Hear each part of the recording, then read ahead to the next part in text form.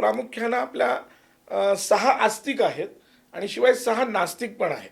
म्हणजे नास्तिक सुद्धा शास्त्र असतात नास्तिक शास्त्र पण आहेत. नास्तिक सुद्धा शास्त्र असू शकतात. जसं नास्तिक शास्त्र आपल्याकडे चार्वाक आहे, बरं, बौद्ध दर्शनाची 4 शाखा आहेत आणि जैन दर्शन ही सुद्धा नास्तिकामध्ये येतात. कारण की आपल्याकडे नास्तिक शब्दाचा अर्थ जे वेदाला मानणारे आहेत ते आस्तिक आणि जे वेदाला मानत नाहीत ते नास्तिक. तर चार्वाक, बौद्ध आणि जैन हे वेदाला मानत नाहीत म्हणून हे सगळे झाले नास्तिक. आणि बाकी आता न्याय, आपली जी 6 शास्त्र आता मी मगाशी म्हटलं, साई विवाद करता पडले प्रवाही असं जे म्हणतात की त्यांच्यात विवाद होतो, तर ते 6 शास्त्र कोणती?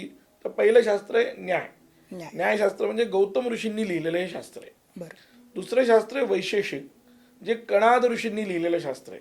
ज्याला परमाणू जो आहे त्याचा शोध पहिल्यांदा कणाद ऋषींनी लावला, तर ते सांगणारं शास्त्र म्हणजे वैशेषिक शास्त्र. तिसरं शास्त्र आहे सांख्यशास्त्र, जे कपिल महामुनींनी सांगितलेलं आहे सांख्यशास्त्र. त्याच्यानंतर आता प्रसिद्ध असलेलं योगा, हल्ली योगा असा शब्द प्रयोग व्हायला लागला आहे, ते योगशास्त्र येते. ते वस्तुतः ते आहे पतंजली ऋषींनी प्रणित केलेलं, ते 4थं शास्त्र ते झालं.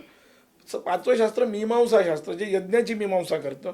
आणि 6वं शास्त्र म्हणजे प्रसिद्ध असलेलं, त्याला उत्तर मीमांसा असं म्हणतात आणि वेदांत असं म्हणतात. तर वेदांत शास्त्र, ते वेदांत शास्त्रालाच उत्तर मीमांसा असं म्हणतात. असं ती ही 6 शास्त्र आहेत.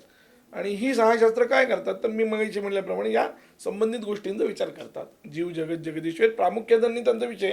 याच्या अनुसरण अजून काही असतील अनुषंगिक जे किती विषय असतात, अनेक विषयांचं सूक्ष्म चिंतन ही दर्शनशास्त्र करतात.